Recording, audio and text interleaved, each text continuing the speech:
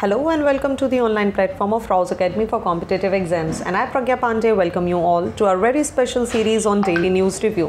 बात करते हैं आज के महत्वपूर्ण आर्टिकल्स के बारे में। सबसे पहले हम यहाँ पर चर्चा करेंगे दिल्ली, जो कि बन गया है most polluted capital city in 2023 में।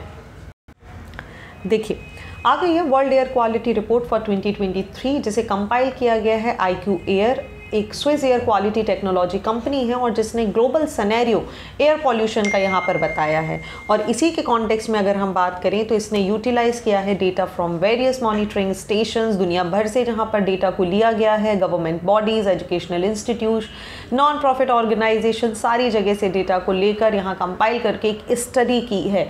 और 2023 में भी दिल्ली बन गया है कैपिटल सिटी ऑफ इंडिया, जो कि है which has become the most polluted capital globally. और यहाँ पर एनुअल जो PM लेवल है इट इज़ 2.5, जो कि आज भी कंसर्न का विषय हमें देखने के लिए मिलता है। आगे अगर बात करें तो PM 2.5 का जो लेवल है दिल्ली में, ये 92.7 अगर आप यहाँ पर देख रहे हैं, ये आपको 92.7 माइक्रोग्राम्स पर क्यूबिक मीटर हमें देखने के लिए मिल रहा है, which is not at all good, जो कि सप्रेस कर रहा है 113 कैपिटल दुनिया भर में। इसी के अलावा ढाका जो है कैपिटल है बांग्लादेश का, ये यहाँ दिल्ली के ऑलमोस्ट बिल्कुल क्लोज ही हमें देखने मिला है विथ 82.0 माइक्रोग्राम्स पर क्यूबिक मीटर। इसी के अलावा अगर हम बात करें इस रिपोर्ट के अनुसार एक और चीज़ हमें समझना होगा कि इंडिया की केवल एक लौती जगह नहीं है जहां पर जो PM है वो यहां पर 2.5 या बहुत ही अलार्मिंग सिचुएशन है। ना केवल अकेली दिल्ली है जो इस तरीके की सिचुएशन में है, बल्कि बेगूसराय जो कि बिहार में है, गुवाहाटी, असम की भी अगर हम बात करें तो सभी की कंडीशन ऑलमोस्ट सिमिलर हमें देखने के लिए मिल रही है। चलिए बात करते हैं PM 2.5 के बारे में। तो PM 2.5 स्टैंड करता है पार्टिकुलेट मैटर 2.5 पर, जिसको यूजुअली जो फाइनेस्ट पार्टिकल मैटर होते हैं जिनका डायमीटर 2.5 माइक्रोमीटर या उससे छोटा होता है, उन्हें ही हम PM 2.5 की कैटेगरी में लेकर चलते हैं। ये अत्यधिक छोटे होते हैं, दैट मीन्स आराम से, मतलब आप देखेंगे इतने छोटे होते हैं कि ह्यूमन हेयर से भी पतले कई बार आपको देखने के लिए ये मिल सकती हैं। इनकी वजह से एक सीरियस इन्फेक्शन होता है, हेल्थ रिस्क इसके साथ एसोसिएट होता है।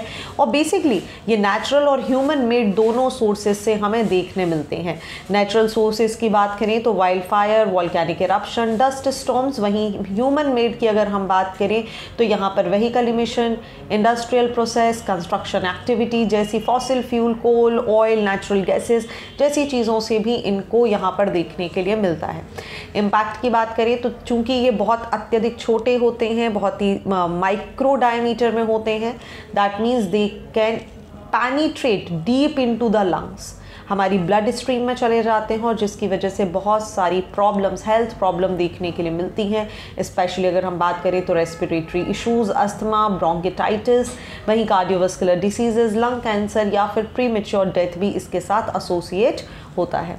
चलिए moving on to the next article of the day, हम यहाँ पर बात करने वाले हैं एक और एनवायरनमेंट से रिलेटेड इशू की, जहाँ पर बात की जा रही है वर्ल्ड मेट्रोलॉजिकल ऑर्गेनाइजेशन ने ऑफिशियली कंफर्म कर दिया है कि 2023 वार्मेस्ट ईयर रहा है हमारे रिकॉर्ड पर, to its latest report released on Tuesday.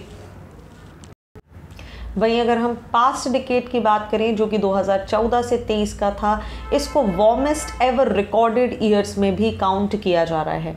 Global surface WMO की ही अगर हम इस स्टेटमेंट के हिसाब से बात करें तो यहाँ पर जो क्लाइमेट रिपोर्ट है ये रिवील कर रहा है एक ग्लोबल मीन सरफेस टेम्परेचर 2023 में जो बढ़कर 1.45 डिग्री सेल्सियस एवं उससे ज़्यादा भी हमें देखने मिला है of the pre industrial period of 1850 and 1900।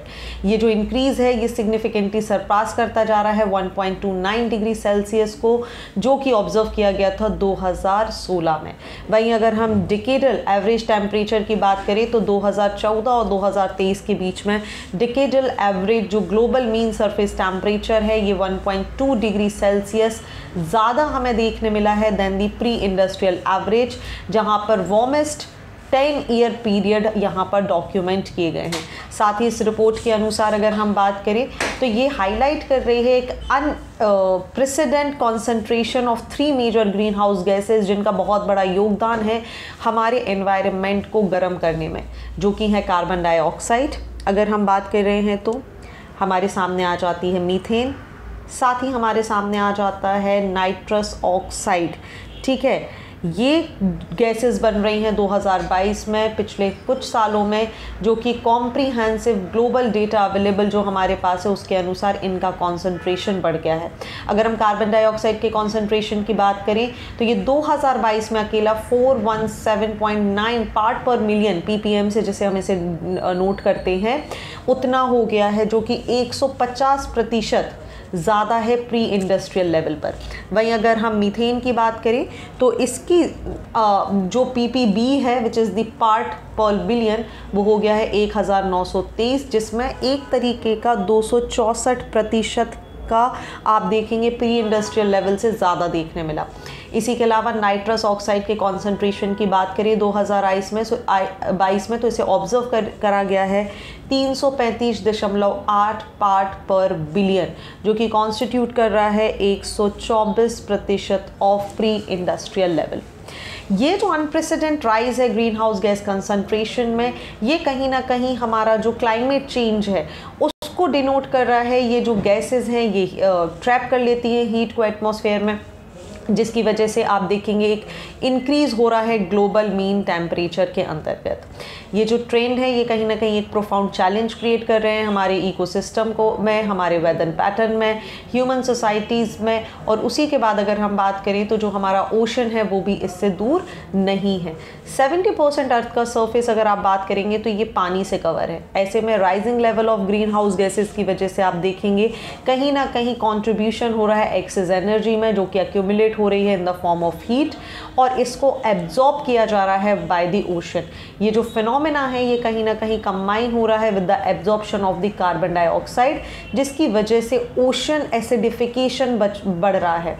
Again ocean acidification होगा, गर्मी बढ़ेगी, राइजिंग सी लेवल होगा, और उसके एडवर्स इफेक्ट हमें देखने के लिए मिल सकते हैं। अगेन अगर हम इस रिपोर्ट के अनुसार ही बात करें तो WMO की इसी रिपोर्ट में heat content, ocean heat content के बारे में भी जिक्र किया गया है। WMO हाईलाइट कर रहा है कि ओशन हीट का जो कंटेंट है 2023 में ये सरपास कर गया है प्रीवियस ईयर की वैल्यू को, और ये पहुंच चुका है अपने 65 साल की ऊंचाई पर। ये जो अपर 2000 मीटर हैं ओशन के, ये कंटिन्यू कर रहे हैं, वार्म हो रहे हैं। वहीं वार्मिंग ऑब्जर्व की गई है नॉर्मल से बहुत ज़्यादा साउथ अटलांटिक ओशन में, जो कि अपने आप में चिंता का विषय है। वहीं अगर हम बात करें तो एक अनयूजुअल वार्म हमें देखने मिल रही है मेडिटेरियन सी और अटलांटिक ओशन के पास, जो कि अगर आप देखेंगे तो पैसिफिक ओशन, जो कि यूजुअली भी हमें कई बार गर्म देखने मिलता है due to the El Nino, but अगर आप देखेंगे यहाँ पर एक अनयूजुअल वार्मथ नोटिस की गई है पिछले कई सालों में, जो कि कहीं ना कहीं बिल्कुल भी अच्छी बात नहीं है। क्योंकि WMO की अगर हम बात करें तो ग्लोबल ओशन एरिया 32% की भी अगर हम बात कर रहे हैं तो ये मरीन हीट वेव से सफ़र कर रहा है। ऐसे में मरीन हीट वेव की वजह से आप देखेंगे बहुत सारे एपिसोड यहाँ पर होते हैं, जैसे एल नीनो वगैरह तो हो ही रहा है, बट जो हमारी मरीन लाइफ है उनको भी एक इम्पैक्ट देखने के लिए मिल रहा है। और इसको ध्यान में रखते हुए ही हमें काम करना होगा, क्योंकि ये कहीं ना कहीं एक थ्रेट है हमारे मरीन एनिमल्स के लिए। चलिए moving on to the next article of the day. चलिए हेल्थ के कॉन्टेक्स्ट में हम यहाँ पर एक न्यूज़ को डिस्कस करने वाले हैं। Firstly we will be talking about the eliminating diseases one region at a time. देखिए, एक कार्टर सेंटर ने रिसेंटली अनाउंस किया है एक significant progress towards the eradicating guinea worm disease, जिसके केस ड्रॉप हो रहे हैं from 3.5 million annually in 1986 to just 13 cases across 5 countries in 2023। ये कहीं ना कहीं जो अचीवमेंट है ये रिमार्केबल है। लगभग 99.99% का एक रिडक्शन हमें देखने मिला है इस पॉइजनस गुएना वॉर्म डिसीज़ में। As the second disease after small pox, जिसको इरेडिकेट कर दिया गया है बिना किसी भी मेडिसिन या वैक्सीन के द्वारा। ये जो सक्सेस है ये कहीं ना कहीं इंक्रीज़ कर रही है हमारी अटेंशन की हम डिसीज़ को एलिमिनेट करने में। ग्लोबल एफर्ट्स के साथ अगर काम करेंगे तो हम बहुत जल्दी इनको हटा पाएंगे, और ये कहीं ना कहीं हमारा एक अलाइनमेंट भी दिखाता है with the United nation sustainable development goal, ताकि इरेडिकेट किया जा सके उन सारी डिसीज़ेस को जो दुनिया भर में हैं with the global cooperation like malaria, tuberculosis, neglected tropical diseases by 2023। अब देखिए, मैंने यहाँ दो शब्दों का इस्तेमाल किया। एक जगह मैंने बोला था एलिमिनेशन और दूसरी जगह मैंने बोला इरेडिकेशन। सो एलिमिनेशन का मतलब हो जाता है कि ट्रांसमिशन जो है, जो डिफ़र कर रहा है इरेडिकेशन से, दैट मीन्स इसका जो टारगेट है उसको ज़ीरो ट्रांसमिशन करना है, राइट। जबकि इरेडिकेशन का मतलब होता है परमानेंटली सीज करना है इन्फेक्शन को with no risk of reintroduction. दोनों का ऑब्जेक्ट सिमिलर होता है कि हमें पब्लिक हेल्थ को बढ़ाना है, पर्टिकुलरली जो वल्नरेबल पॉपुलेशन है उनको यहाँ पर प्रोटेक्शन देना है। अब एलिमिनेशन यहाँ पर क्यों इम्पॉर्टेंट हो जाता है? देखिए, जैसा मैंने आपको बोला, यहाँ पर एलिमिनेशन का मतलब हो रहा है कि टारगेट को अचीव करना है विद ज़ीरो ट्रांसमिशन, ठीक है। अब डिसीज़ एलिमिनेशन के जो इफ़ेक्ट हैं ये अट्रैक्ट करते हैं increase involvement from the field staff, community health worker, और कहीं ना कहीं एक डिफाइन गोल होता है और इनका टारगेट क्लियर होता है कि भाई हमें इसका ट्रांसमिशन कम करना है। कहीं ना कहीं कमिटमेंट ज़्यादा होता है, पॉलिटिकली ब्यूरोक्रेटिकली इन्वॉल्वमेंट हमें ज़्यादा देखने मिलता है, पब्लिक सपोर्ट देखने मिलता है और एक पॉजिटिव इम्पैक्ट देखने मिलता है हेल्थ सिस्टम के ऊपर।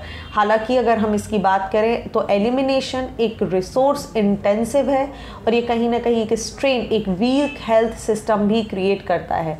पोटेंशियली इसको अगर हम निगलेक्ट करने की कोशिश करते हैं with the other critical health function. अगर हम यहाँ पर बात करें तो एलिमिनेशन एक साइंटिफिकली फीजिएबल होता है लगभग सारी डिसीजेस के लिए जिन्हें टारगेट किया जा रहा है by India and by the other country. That means यहाँ पर फोकस किया जा रहा है पैथोजन पर विद हाई पॉपुलेशन जो इससे इम्पैक्ट हो रही है। लो प्रेवलेंस यहाँ पर एलिमिनेशन को और भी ज़्यादा फीजिएबल बना देता है।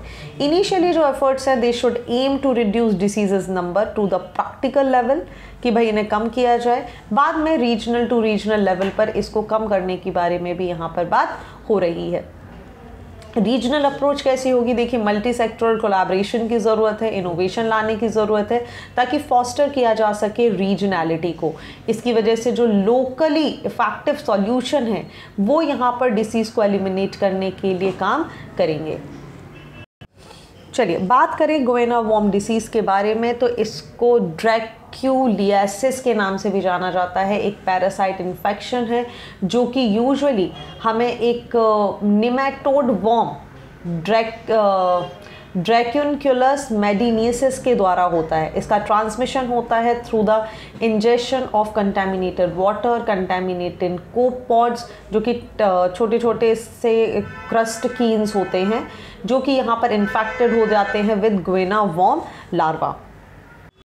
इनके ट्रांसमिशन की बात करें तो ये जो डिसीज़ है ये प्राइमरली ट्रांसमिट होती है जहाँ पर लोग गंदा पानी, कंटामिनेटेड वाटर पीते हैं, जहाँ पर वाटर फ्लीज हमें देखने के लिए मिलते हैं जिनके अंदर यूजुअली अगर आप देखेंगे इन्फेक्टेड गोएना वॉर्म लार्वा देखने मिलता है। एक बार ये इंजेस्टेड हो जाता है, ये लार्वा मैच्योर होता है in the inside the human body अपने with female worms growing up to 2-3 feet long. वहीं मेल्स अगर हम इसकी लार्वा की बात कर रहे हैं तो ये 1 इंच तक लंबा हो जाता है।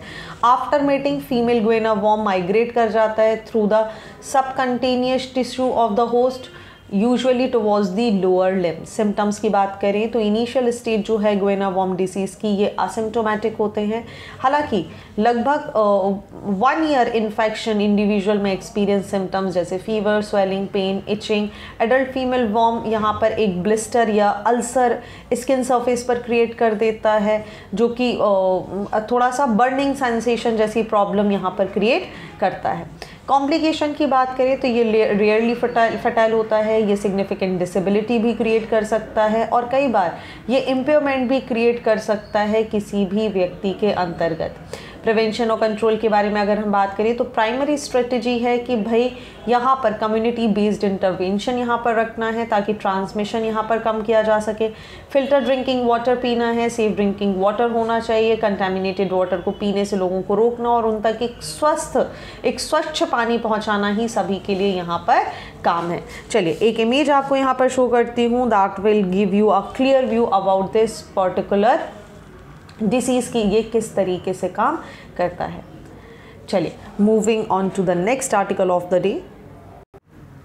चलिए बात की जा रही है डिजिटाइजेशन को लेकर, जो कि एक बहुत ही क्रूशियल रोल प्ले कर रहा है इंडिया में। जब हम बात कर रहे हैं कि हमें $5 ट्रिलियन की इकोनॉमी बननी है, जहां पर हमारा डेटा और आर्टिफिशियल इंटेलिजेंसी की भी बात की जा रही है कि ये एक बहुत सिग्निफिकेंट कॉन्ट्रीब्यूशन करेगा हमारी GDP में। अगर हम नास्कॉम की रिपोर्ट के अनुसार बात करें तो जो डेटा है और AI है, they could add around $450 to $500 billion to India's GDP by 2025। हालांकि एक रैपिड डिजिटाइजेशन हो रहा है गवर्नमेंट ऑपरेशन का और इसकी वजह से एक सर्ज हमें देखने मिल रहा है in the citizen data comprising both personal data as well as the non personal data. NPD की बात करें which is the not personal data, जो एक्सक्लूड करता है किसी भी व्यक्ति की पर्सनल आइडेंटिफिकेशन को, एक इमेंस पोटेंशियल यहाँ पर होल्ड कर रहा है रिगार्डिंग दी पब्लिक गुड्स। इसके अगर हम इंटीग्रेशन के बारे में यहाँ पर बात कर रहे हैं NPD के into the delivery of public services, तो इसकी बात की जा रही है कि एक ये सिनर्जी क्रिएट कर सकता है और एक स्केलेबल सॉल्यूशन भी लेकर आ सकता है। नाउ द प्रॉब्लम्स कम, अगर हम बात करें कि की एरिया क्या है जहाँ से इस डेटा को ड्राइव किया जाएगा ताकि गवर्नमेंट यहाँ पर इनको इंक्लूड कर सके। Meteorological, disaster forecast, infrastructure capacity, mobility, housing pattern, employment trend, इन सारी चीज़ों को देखने के लिए इसको यूज़ किया जाना है। नाउ द क्वेश्चंस की प्रॉब्लम क्या है। देखिए पर्सनल डेटा के जैसे there is a significant lack of regulation for NPD in India. Efforts किए जा रहे हैं कि ताकि एक एग्जीक्यूटिव लेवल को यहाँ पर फॉर्म किया जा सके गवर्नमेंट पॉलिसीज़ के लिए, ताकि यहाँ पर एक क्रूशियल जो भी इश्यूज़ हैं, जो कि डिसएनोमिलिटीज़ हैं, इनको दूर किया जा सके। बट वी हैव टू सी कि इसको लेकर काम किस तरीके से हो रहे हैं। हालांकि बहुत सारी चीज़ें यहाँ पर सजेस्ट की गई थी ministry of electronic and information technology के द्वारा। इन्होंने national data governance framework policy भी लॉन्च करी, बट यहाँ पर जितने भी इनिशिएटिव्स हुए हैं उसका एक एनफोर्समेंट हमें देखने के लिए नहीं मिल रहा। वहीं अगर हम बात करें तो NPD थोड़ा सा इरेगुलेट भी है, इसका इम्प्लीकेशन भी प्रॉब्लम हो जाता है। कहीं ना कहीं जो अनप्रोटेक्टेड इंटरफ्लो है NPD डेटा का गवर्नमेंट डिपार्टमेंट्स में, थर्ड पार्टीज़ में, तो ये कहीं ना कहीं एक रिस्क क्रिएट करता है कि कहीं प्राइवेसी ब्रीच तो नहीं हो जाएगी, या जो बिग टेक हैं या जो बिग जाइंट कंपनीज़ हैं ये अनफेयर एडवांटेज तो नहीं उठा लेंगे। देन वी हैव टू सी कि यहाँ पर क्या इनिशिएटिव लिया जा रहा है। इंडिया में अगर हम बात करें तो बहुत सारे स्टेट्स जैसे तेलंगाना ने अडॉप्ट कर लिया है, डेवलप कर लिया है कि specific data exchange such as agriculture data exchange, ताकि इम्प्रूव किया जा सके सेक्टर स्पेसिफिक आउटकम्स को। नाउ द क्वेश्चंस कम कि भाई NPD है क्या, पूरी कहानी तो हमें बाद में समझ में आएगी। देखिए नॉन पर्सनल डेटा एक इंफॉर्मेशन होती है that does not pertain to identify और आइडेंटिफिएबल नेचुरल पर्सन। इस टाइप का जो डेटा होता है ये ओरिजिनेट हो सकता है ह्यूमन और नॉन ह्यूमन सोर्सेज से। ह्यूमन NPD डेटा की बात करें तो इसके अंदर एनोमाइज्ड होता है to the extent that individual to whom it is release can not be re identified. On the other hand अगर हम बात करें नॉन ह्यूमन NPD इंक्लूड करता है data that does not relate to a human being initially such as weather data. ठीक है, इस NPD की बात करें तो इसे कैटेगराइज किया जाता है into the public, community and private non personal data. Based होता है इसका जो सोर्स और कैरेक्टरिस्टिक्स के आधार पर। चलिए moving on to the next article. Okay, so these are the articles of the day. I hope आपको सारी चीज़ें क्लियर हो चुकी होंगी। बात करते हैं मीन्स के क्वेश्चन ऑफ द डे के बारे में। So here are 2 very important question in front of your screen. What all you have to do, just write the answer, click the photograph and upload it on the given link below.